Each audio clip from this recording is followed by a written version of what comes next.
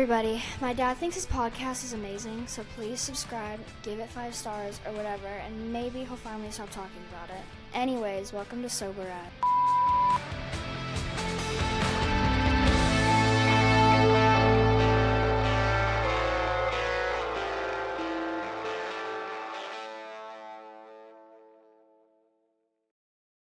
Hey everybody, welcome back to, I don't even know what episode this is. It'll be linked below. Welcome back to Sober as Fuck. Before we get started, I just always want to throw out a trigger warning. We do talk about substance abuse, addiction, mental health, self-harm, domestic abuse, all of the things you can think of. So if any of our content is just too much or triggering for you, please don't feel the need to stick around. And we have lots of resources tagged on our Instagram page, and you can always reach out to us. We like to be an open book, but we also want to make sure that you're protecting your mental health, and sometimes that means logging off, and that is okay. Also, if you're sticking around, make sure you like, subscribe, share, comment. Sharing really is the thing that we promote most. We like to keep our content completely free and accessible and inclusive. So sharing and interacting with our page allows us to do so. And thanks for being here. We actually have a really exciting episode today. Yes, I'm extremely excited to have this guest on.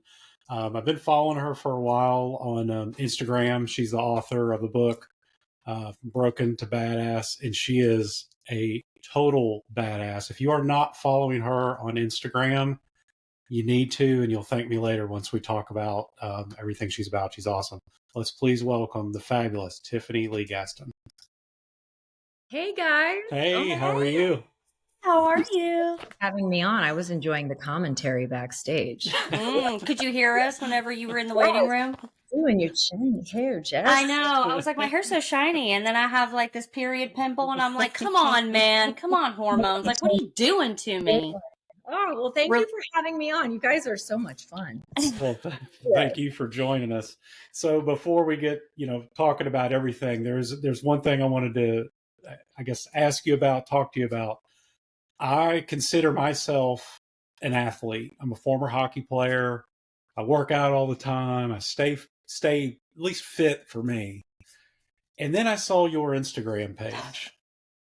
And wow, did that drop me down a few pegs. I mean, I did 75 hard for a full year and thought, man, I'm a badass. Yes. And then I see you doing your work on the pole, like sideways and all this shit.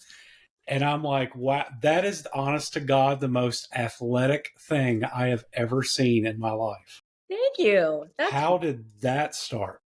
Oh boy. So thank you. I really was and have always been an athlete. I was a gymnast. Okay. My youth, and then I went into like track and cross country, and then I was most known for competing on the national stage as a figure athlete for many years, bikini, figure, fitness, that kind of world.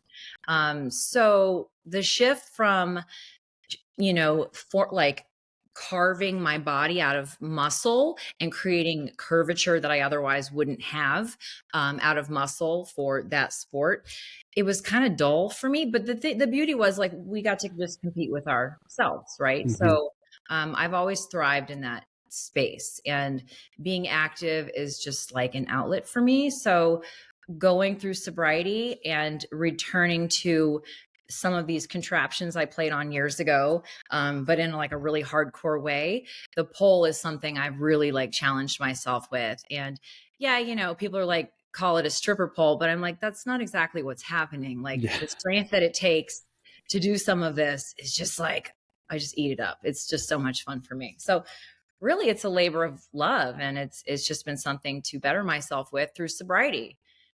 That's how it all.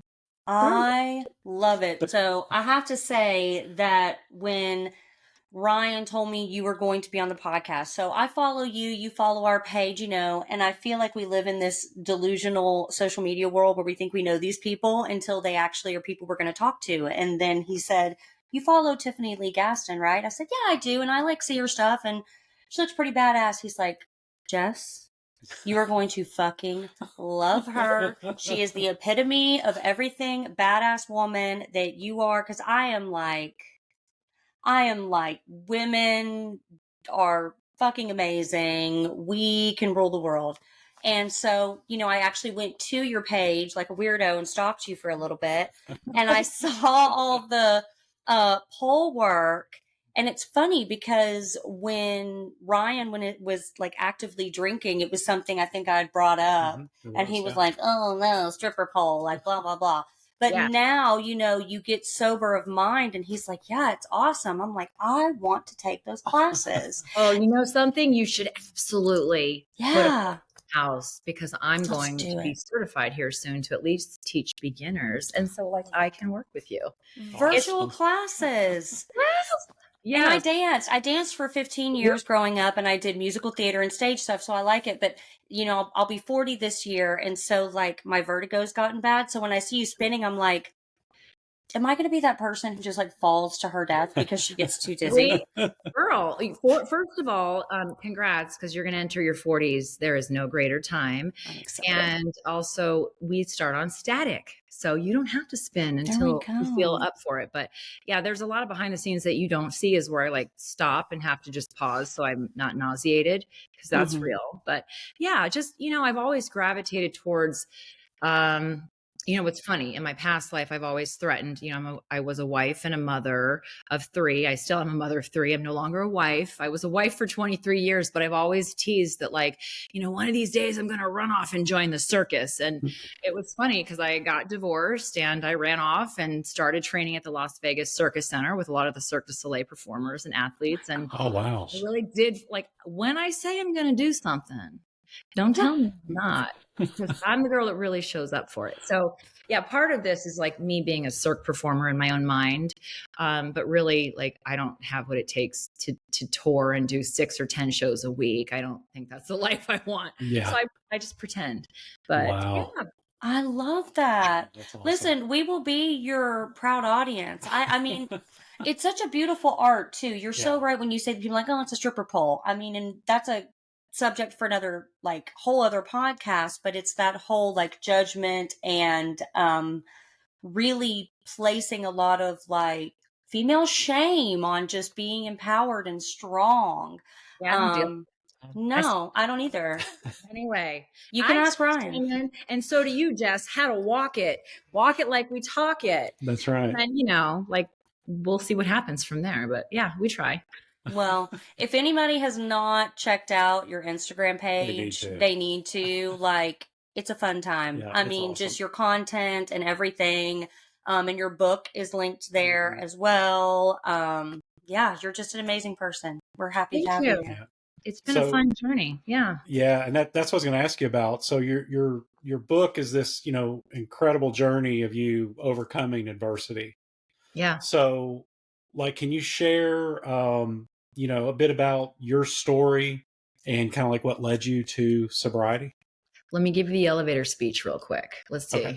Let's go back to, how far back should we go?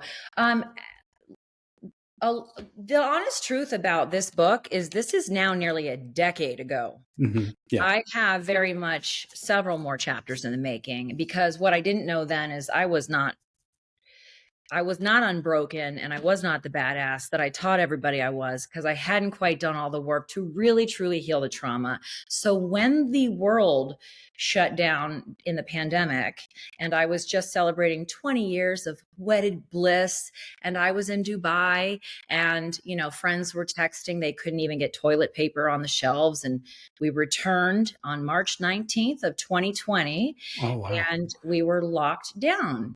So we started to party more than normal. I come from a background where for very many years, we owned and operated an extremely successful personal training company that operated inside the walls of LA Fitness. In 2007, they purchased us, and essentially we retired, my ex-husband and I. I was 29 years old. He was, I think, 34. And, you know, that's awfully young to stop pedaling. So we've always been ambitious and successful and entrepreneurial minded. So, you know, going into multiple different aspects from, supplement companies, energy drink brands, used car lots, like all kinds, laser companies, semi-private air travel, all kinds of stuff, real estate. You have to stay busy. And what I discovered is that much like that type of success at a young age, if you don't continue to be passionate about things or chase that in which you are passionate about, you know what they say about idle hands. So that is unfortunately where we found ourselves, in a really beautiful situation. But then all of a sudden, dousing alcohol and substance on top of that really let a lot of the trauma out. So when I say trauma, a lot of what I wrote about in my book is my youth and my upbringing, which had a lot to do with disordered eating and always attempts to have control over my life when I felt out of control and I felt out of place. Because, I think I mentioned I was a gymnast when I was young. I've always kind of been built like a tiny little brick shit house. And so being 8 years old and standing in line at the hardware store with my father and having a grown man like look at me and compliment my legs was an oddity for me, and something that made me really want to crawl inside of myself and hide and be different. And that started really what became troubled thinking, in the sense where I can control an outside vice by something. And that was me learning how to control disordered eating and in fact starving myself, because at 11 and 12 years old, which I was later when this came into the scene, you don't have a lot of control over your circumstances, but you can control if you eat food or not. And you can pretend that people see you moving it around on your plate and picking at it. Before I knew it, I was like this shredded young little 105-pound 12-year-old that became an emaciated 80-pound child, and it didn't look good. And then finally my parents were asking what was going on, and that kind of became like the beginning of the journey into therapy.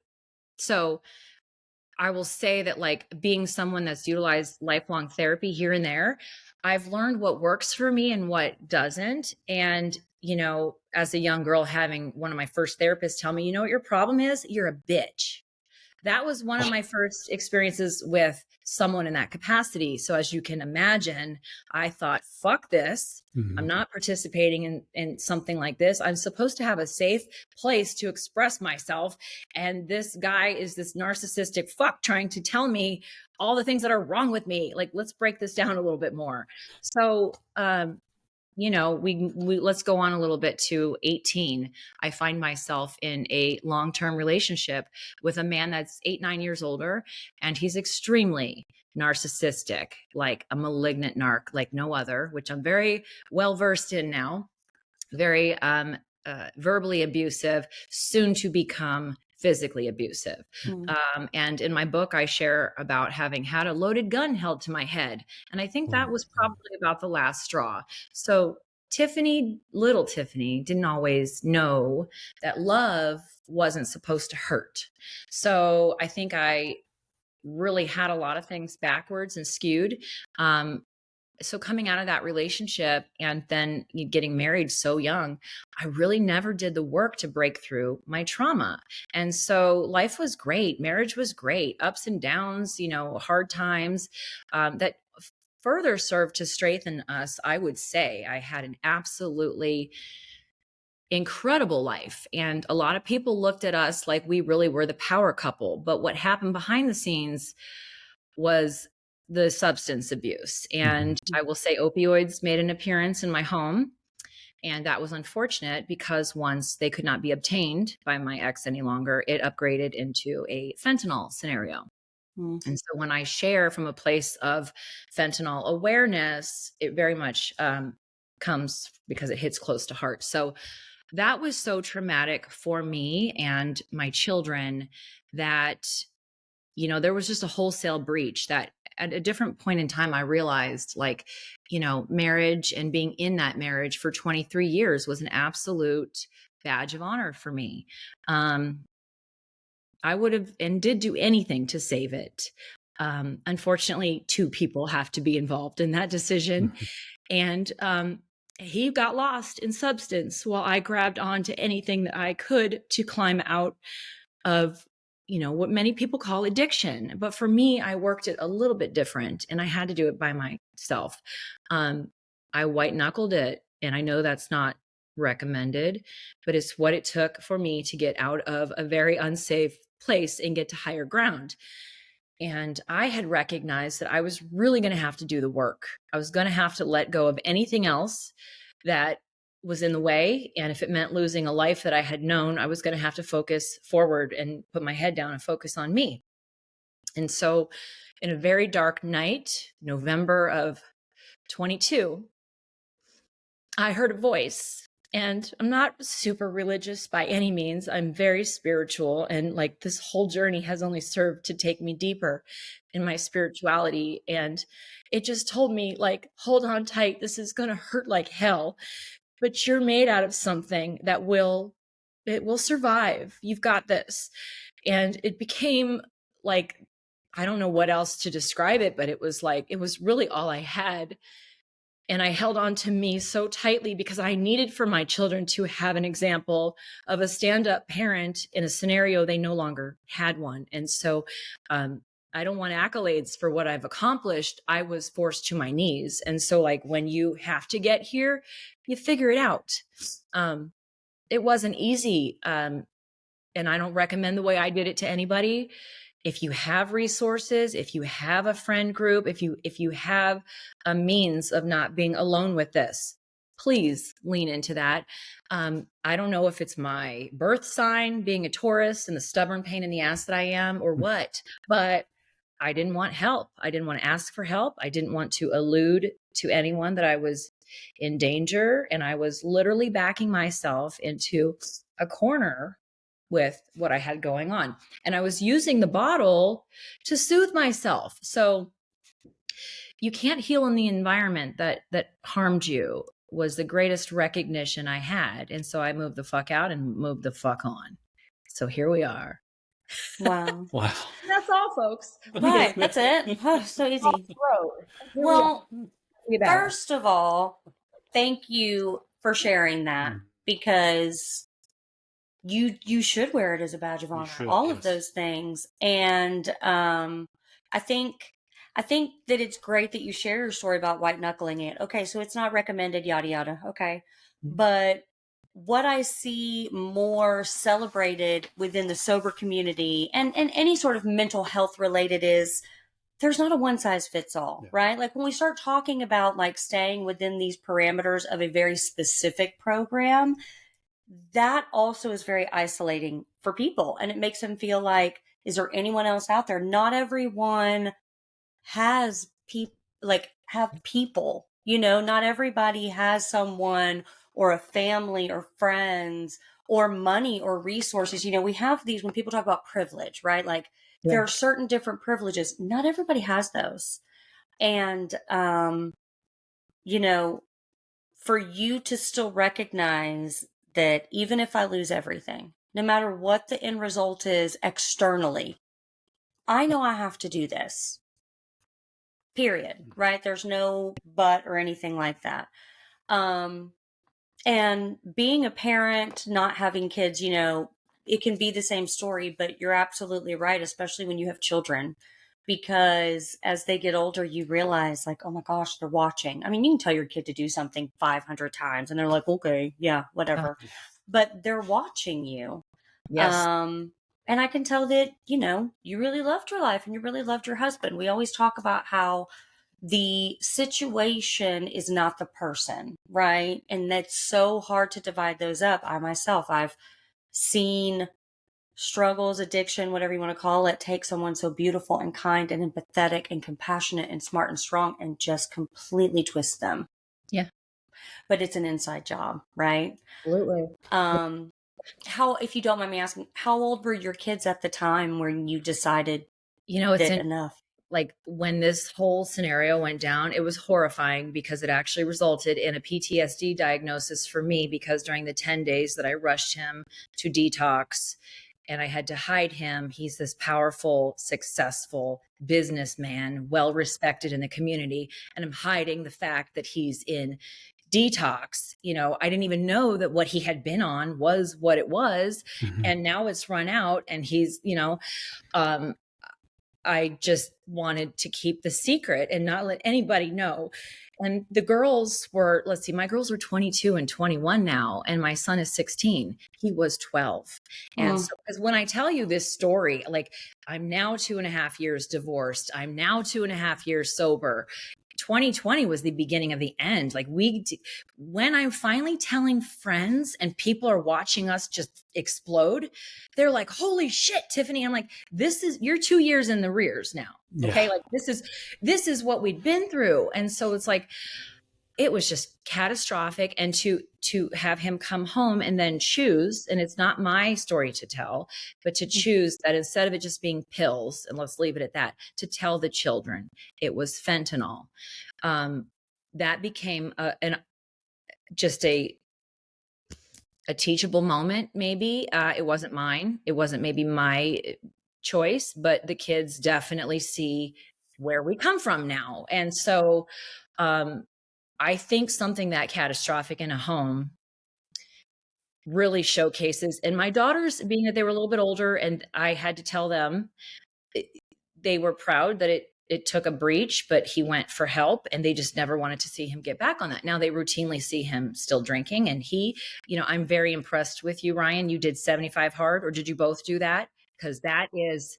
I tried it and it did not succeed for me. Well, you know what? It's very hard. So, but it is. Kudos to you. And my ex couldn't even do 75 hard. And I don't know if I'm just that kind of jackass, but knowing somebody can't do something and I can, kind of holds me here. Oh, yeah. So, whatever it takes. Like, however I got to play this game and rig it, But I had to become in competition with myself, and it's like, I just had to decide that for me, alcohol was something I went pro very young with, and I had to retire. It's not meant for me. I'm not one of those people that can have just one, and I'm far enough removed from it that I feel like I've healed the wounds beneath, but I'm not tempted to try it again. Like, are you? No. I just say, I'm good over here. So, Yeah. What? I'm sorry. Go ahead. Are you interrupting me? Go ahead. So what I was going to say is, I don't think we've had, and if we have, I apologize, but I don't think we've really had someone who, you were really dealing with both sides of it, right? Okay. So I'm over here and I have a lot of mental health stuff I talk about on our podcast, but not the challenges with alcohol. So I'm a loved one, and I don't want to say proudly, but for lack of a better word, I proudly hold that title, right? Like, I'm a supporter, and it's not, like you said, I love that you say it's not my story. But you have your sobriety journey and the role of being a loved one. So it wasn't until Ryan got sober that he really became a loved one because of other friends, family members who struggle. And that's really difficult, right? So I think your story about how not only were you focusing on yourself, but also trying to balance that, what do I do about my marriage and family? Like, I hear you say you were trying to hide and not tell. It was a lot of the same thing with us to a degree. When he got sober, people would be like, oh my gosh, like, we knew that you drank a lot of beer. But same thing, like, he has a very white collar job, and, alcohol is very celebrated in those arenas. And he still to this day will say the funniest things, because he'll say, yeah, I was a fucking asshole. We actually call him, in his active drinking, my ex-husband. I'm like, man, my ex-husband was a dick. And he's like, yeah, I can't believe that asshole. We were all right, good. Right. You got to own it. You accountability, and you have to, because you've got to see that you want a better way. And no, you're right. I was white knuckling my own sobriety while attending NA to deal with someone in my own home with the other stuff. So I will say that, when I wrote my book titled From Broken to Badass, I was far from a badass until I really truly went through what I did. And I maintained my sobriety through a divorce and being the solid parent for my children, and still standing here now. And only now will I proudly tell you, yes, I am a fucking badass because I did it. Yeah, you are. Did it without the bottle in my hand. And, you know, that's all I ever thought I could do is run away, like outrun myself. And that was very dangerous and took me down to a place I never want to see again. So, yeah. no. And from that point, when you decided, you know, listen, I'm done from day one of your sobriety till where we're at now, what has been your, from that point on, what has been the biggest change you've noticed in yourself or your fitness? Well, you know, I realized for a very long time that when I was competing and I was so strictly regimented and like you're measuring and weighing your food and like you get, you know, people are scrutinizing you on a stage in heels and a bikini. Like, I don't know who chooses to put themselves Yeah. in. It's like, a lot of things became less rigid and I give so much more grace because I realized that like what it took to show up in that capacity and do it with all these other things going on took an act of God. And it's like, you know, everything just is a lot lighter now. The perspective that I have, the self-love that I have, what I really realized is like, you know, sobriety is it's just about loving yourself. Like it is a new way to love yourself. Like I don't want to wake up hungover. And when I was still waking up at 4 a.m. and I'm training hard and I think I'm beating the system and people are looking at me, I'm shredded. Nobody knows. And people say, well, how often do you work out? I'm thinking however much it takes to keep the wine from showing or whatever it was. Yeah. It's like, then it just became like earlier and earlier in the day trying to avoid it. The problem that I was dealing with, which was a failing marriage in front of my eyes. And it was like, you know, then you get substance on board and then you just have firefighters inside of yourselves that are just attacking each other. Like I wasn't even operating the machine anymore. Sobriety just was able to put me back in the driver's seat because alcohol like completely disconnects you from your soul and from self, capital S, self. Like, I never want to have that type of control over me that I am handing outwardly to something else, a substance, you know. And I was raised in a home with an alcoholic father. I love him, but let's call a spade a spade. You know, I grew up also, you know, when I first met my ex-husband's parents and we would hang around them or they'd entertain, like every night of the week, they were sitting in their little lazy boy chair with their wine. And I'm like, your parents drink every single day? Well, soon my husband and I became those people. And at what point do we look at our own patterns and behaviors and say we want better? Well, we did, but we didn't effectively step into it as soon as we acknowledged it. We did say, look how we're living. This is effed up. This is not good. But only when you choose to do it again the next day and not shift that behavior, we were looking for this outcome. That's what I think. And sadly, you know, I would love to still be married and have that whole life, but also not, because this is the most beautiful, painful thing to ever happen. And I wouldn't want to be anybody different than what this has generated within me, the version of self I have become through this. And, you know, moving forward, dating or meeting anybody, the boundaries look so different now. Like what's safe around me looks so different. Right. So we'll see how that works out for me. But but doesn't that feel so good and freeing when you're like, I am completely clear in who I am and what my boundaries are and what I will and will not tolerate. Like, and it is what I did not come up with this. It floats around all the time, but like, I don't have red flags. I just have deal breakers. Like no harm, like no animosity. It's just a no. It's just a no. People, you know, because that's the thing I think is people are like, oh, you promote sobriety. Well, for a period of time, I thought like it would be safe for me to be with somebody that doesn't choose the same thing. And I don't think that that's the case necessarily. So we get to teach others how to love us from here. And it's like, that's great for you. I'm not judging it. It's just not for me. That's all. You're absolutely right. I don't tell anybody what to do. This is how I do it. This is what worked for me. If you trip and fall and you want to figure it out, I've got a few pages for you to follow. Right. I love it. I give it away now, you know? I love that. I have a question. So when you say you white knuckled it, we all know what that means, but there's always some sort of program, even if it's an internal program you're following. So if anybody's listening and they're in that like same exact position and they're like, okay, well, I'm going to try to white knuckle it. What did that actually look like for you? Here's what you do. And I think that's a fabulous question. Thank you for asking. White knuckling is not recommended, but it is what I did until I realized that it wasn't the alcohol I was chasing. I needed to heal the wound beneath the reason I was chasing the alcohol. So I put space between my family and myself, and I went into trauma recovery treatment. So when I say I white knuckled it, I should say I didn't work a program. I didn't do AA, blah, blah, blah. But I will tell you that I was given so many links to log in, and they're all different times a day, and you never need to turn the camera on. And I absolutely implore anyone listening, at least do it once. At least do it once. I came from this grand world, right? And I show up on this link and the camera's off and there's a lady in a trailer park beating the shit out of her kid, telling Christopher, sit down. But she showed up for her meeting. And then there's someone over here, whatever. And everybody is there because they choose themselves. And I'm realizing no matter what walk of life any of these people have come from, we all have this in common and we're all more alike than we're not. So that experience was wonderful for me.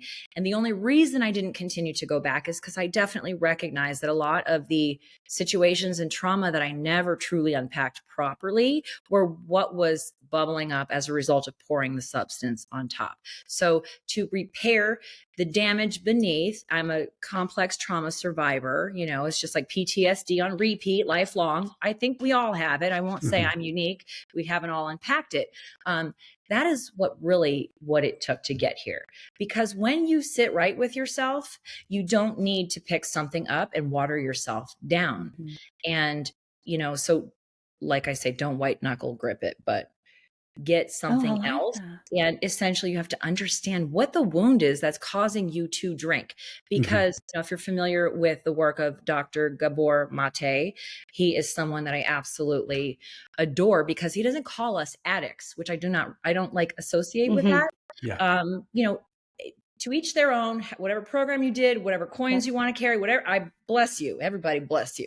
But for me, like, it's just, there is no one size fits all. You're right. And as a fitness person, you know, and of many, many years, I have always told people, don't train like me if you're not going to remain consistent this way.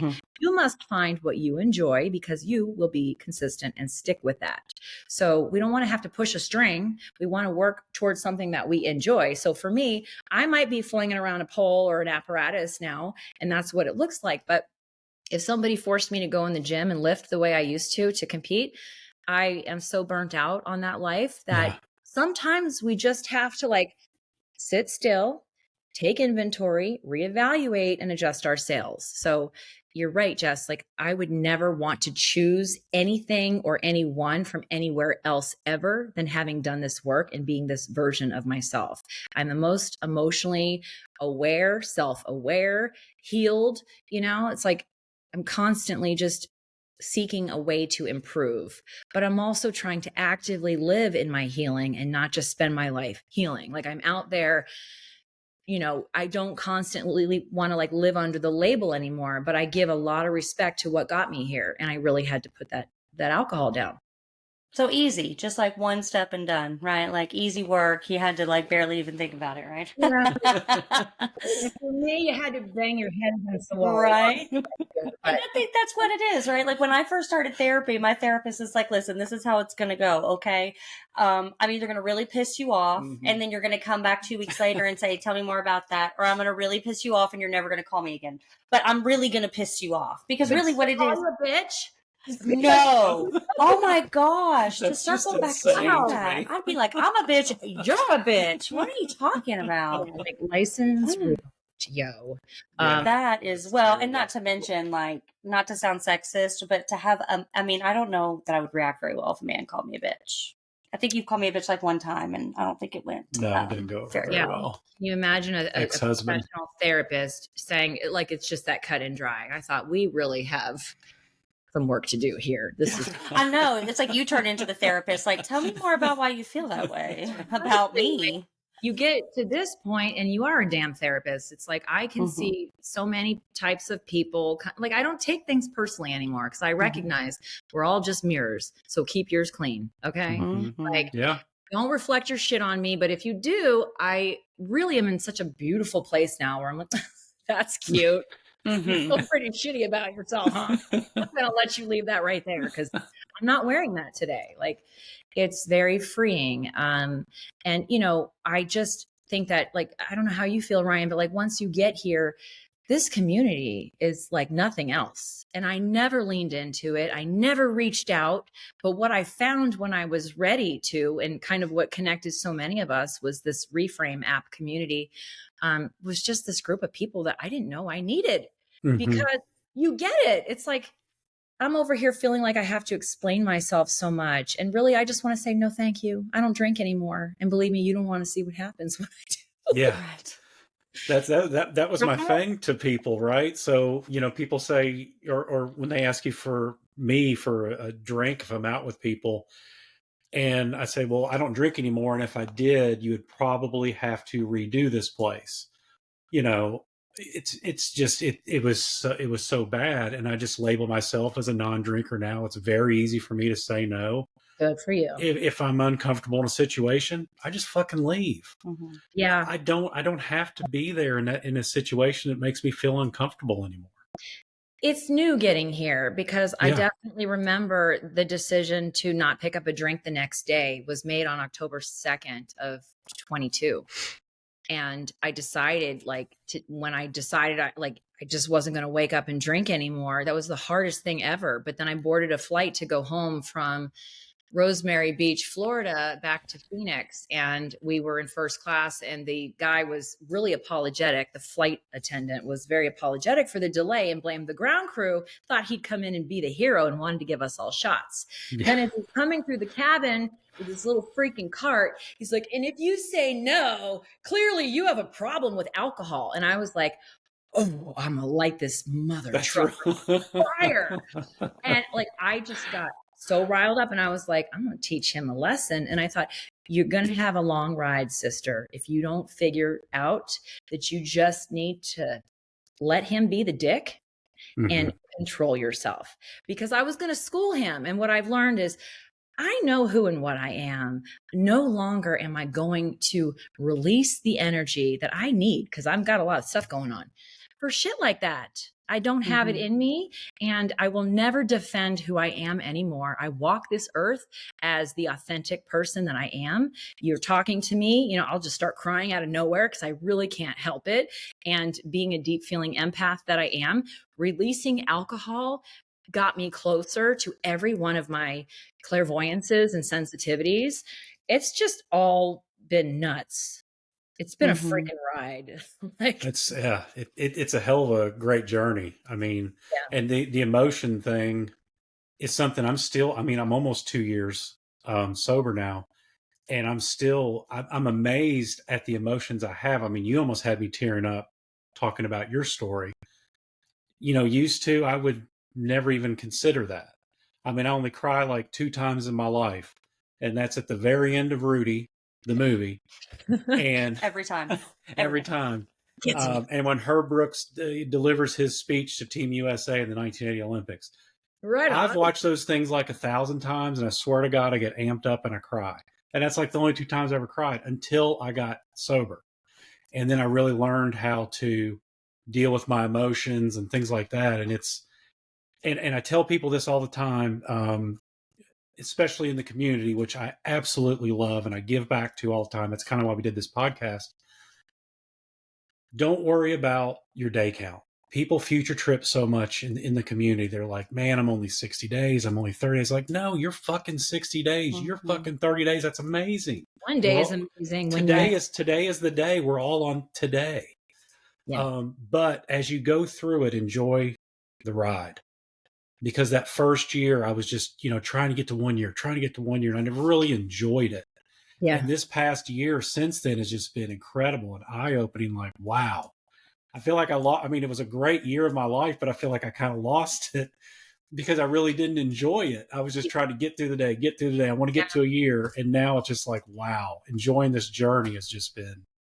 I feel that in my soul. I absolutely, that resonates with me. I think, and one thing I've been a major proponent for always, forever and ever and always, is you've got to feel it to heal it. Mm-hmm. And I've always been dousing those emotions with alcohol. And so like, yeah, I just crumble like this because I wear my heart on my sleeve now. I can't help it, but I don't want to be the version of me that kept my emotions locked down so deep that I ruptured.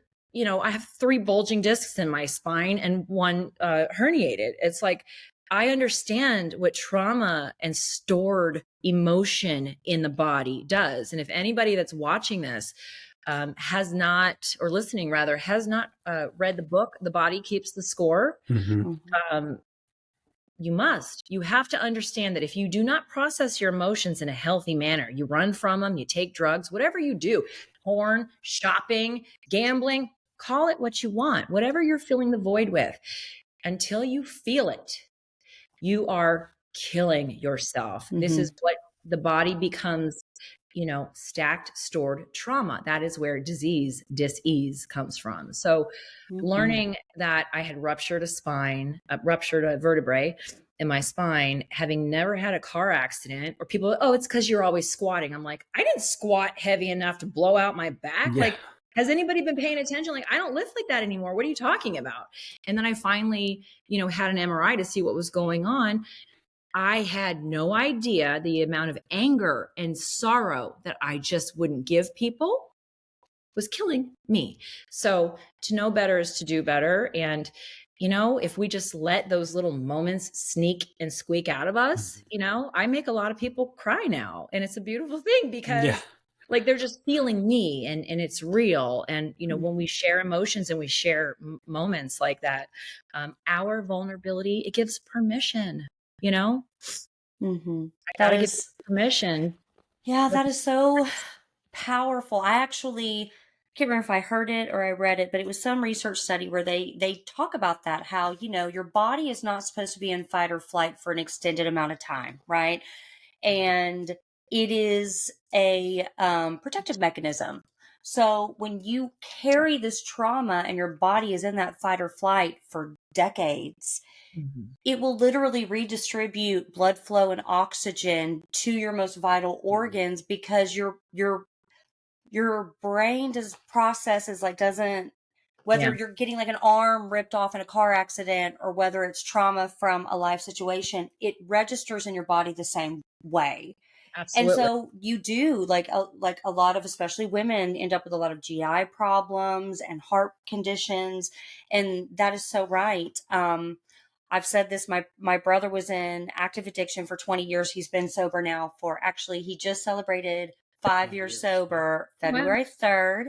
And he works, I know, fantastic. He works with people, getting them into detox. I mean, he's made it his whole life. And our mom passed last year. Worst thing that's ever happened. But I remember he flew up here. He lives in Dallas. And it was like we were sitting in the bed and we were crying together. My brother and I have always been like he's my heart and my soul.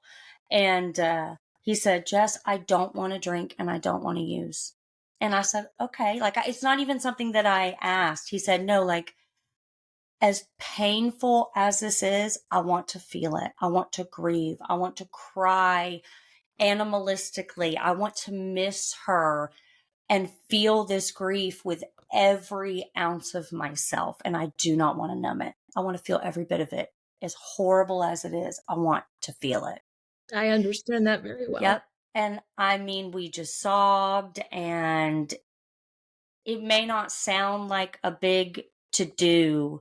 It does. But it was one of the most powerful things I think I've about ever heard from anybody. Yeah.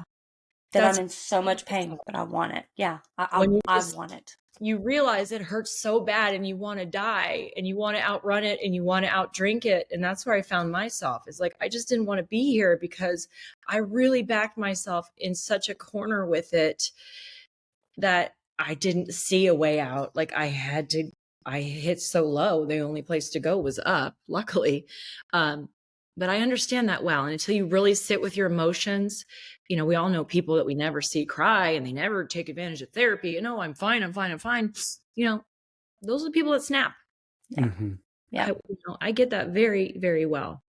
And, pain, whether it be just like an actual like physical pain or emotional pain, like that is your body's way of talking to you. People underestimate like listening to your body. If you really do center yourself and get to know who you are, your body will tell you. We live in this world, like you were talking about your ex-husband, where we want to numb out all the pain. Like, oh, my back hurts. Oh, my head hurts. And it's automatically like take something or do something to make the pain go away. Well, pain to a certain degree is healthy. It is your body's way of saying, hey, I'm trying to tell you something and you need to deal with it. Like, don't just numb it.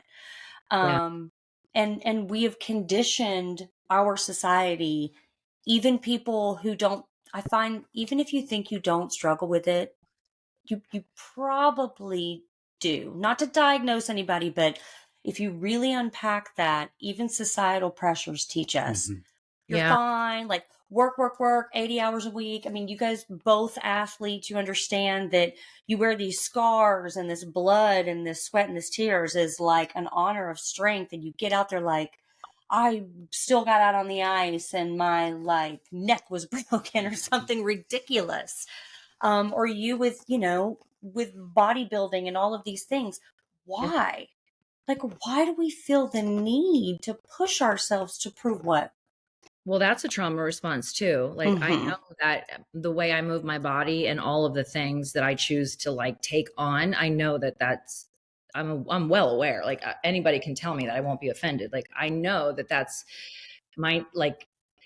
We don't need to call it a transference of addiction because that went to sugar. But I will say for anyone interested in knowing how I healed my back without surgery, because that was the whole goal and the ploy, because I was like, I've never been cut open. And once you screw with the human back, like it gets worse. So I had around 2020 is kind of like when Dr. Joe Dispenza, who I had been familiar with before. Are you guys aware of? He's a neuroscientist. Well, he very much taught me how to heal my spine. And the vehicle in which I did that with was meditation.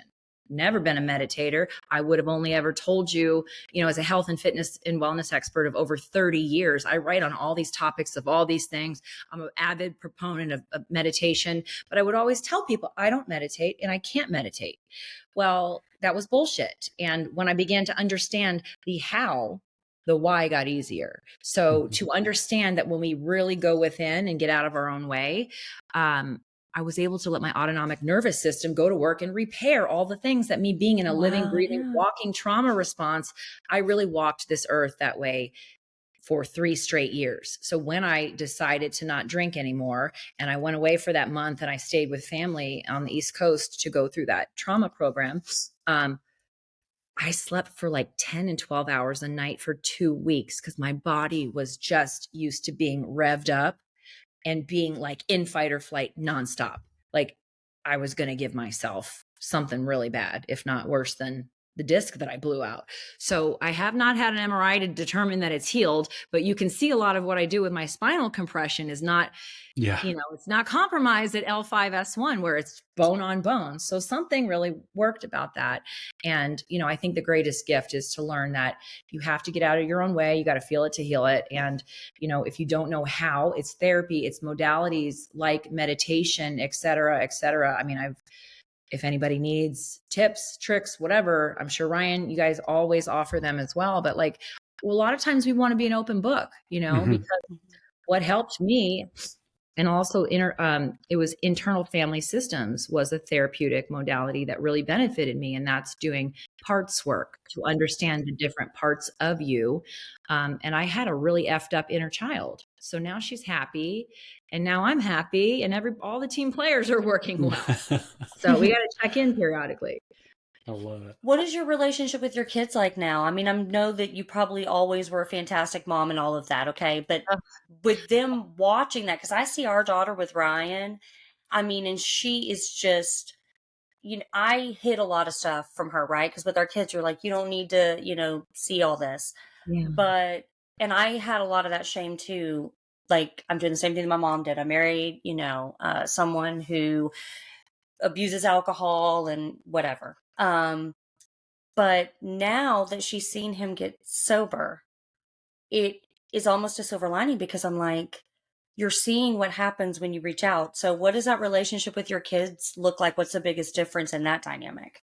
I'm very close with all three kids. As I said, they're 22, 21. Those are my girls. They're 16 months apart. And then I've got little man living with me part-time. I co-parent him. He's 16 and driving now, which is so crazy. But I love that they support, encourage, praise, share pride, elevate me. Like, I feel worthy because I've really shown up this way for them, but it's a beautiful recognition to observe that they see it on me and that they know they were worth me changing the way I walk this earth for them. And if we can't, do it for our kids, we've got to do it for ourselves. I mean, if you're not here tomorrow, that's a big deal. I had many people that needed me, and including myself, and I just had to start showing up for her.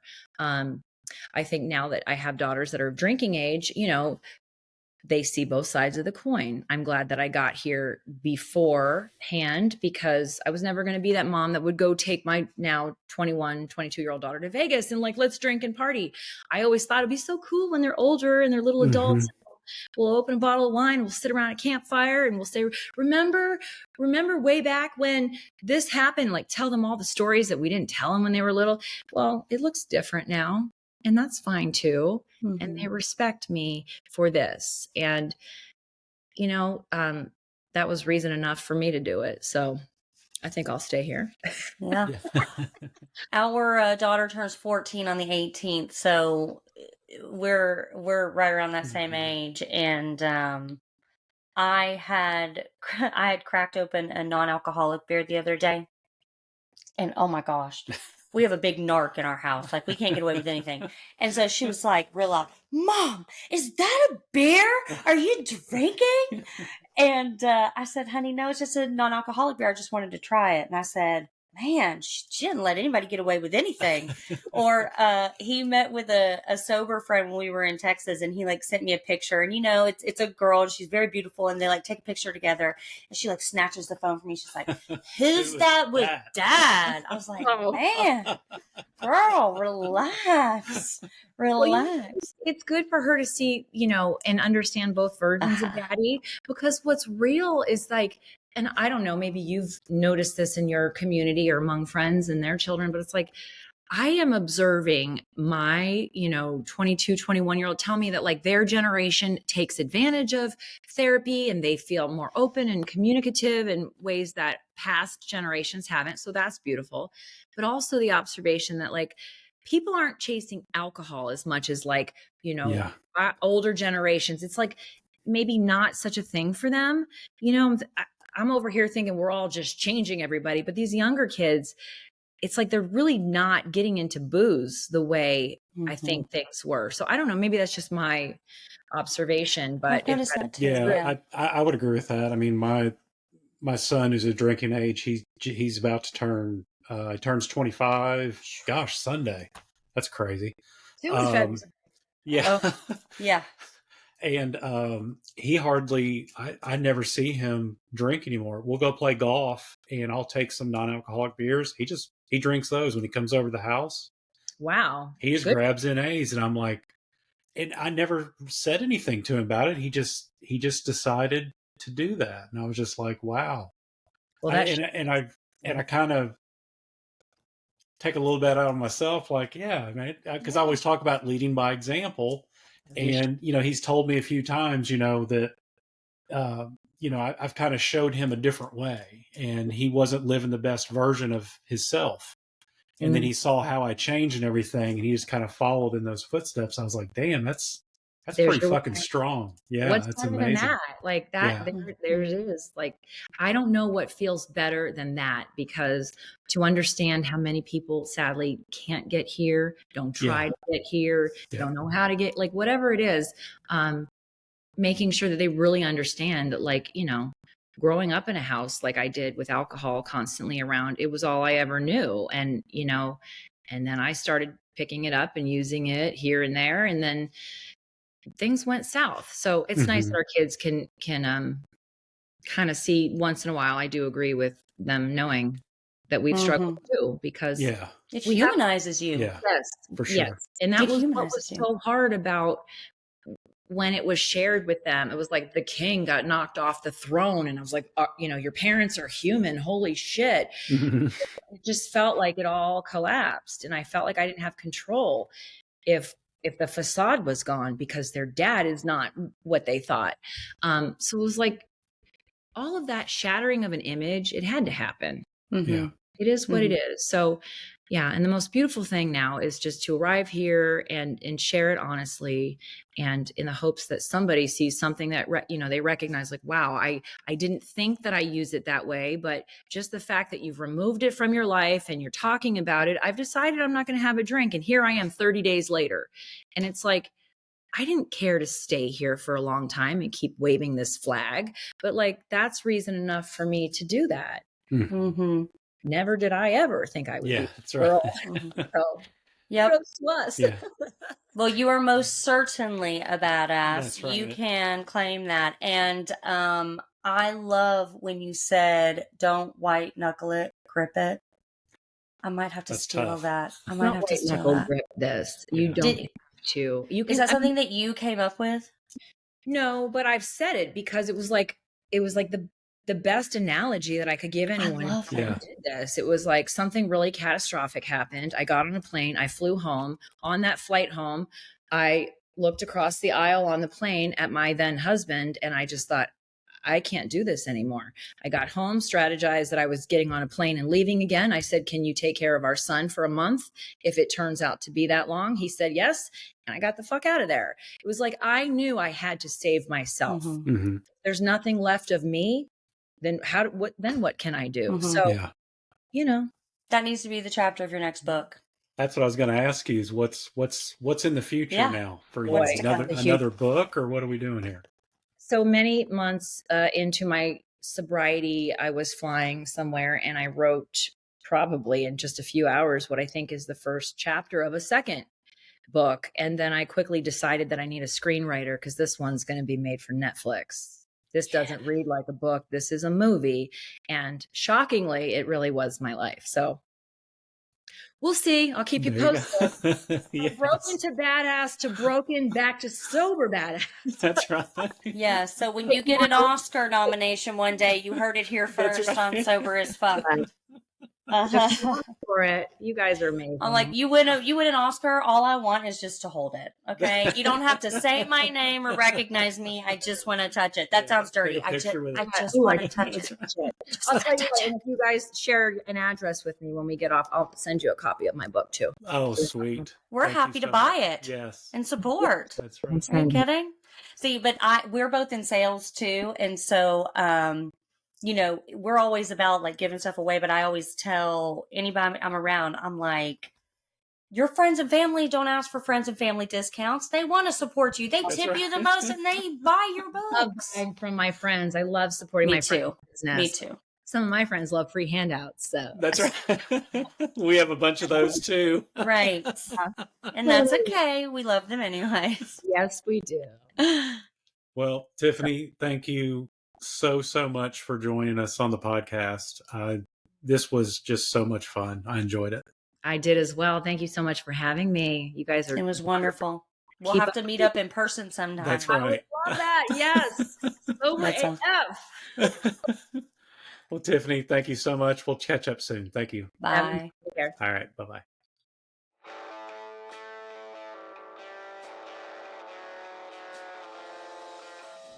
If you love the podcast, which I know you do, please like, subscribe, and hit that notification bell to Boom. get notified every time we post. That's right. Dropping them, baby. Word.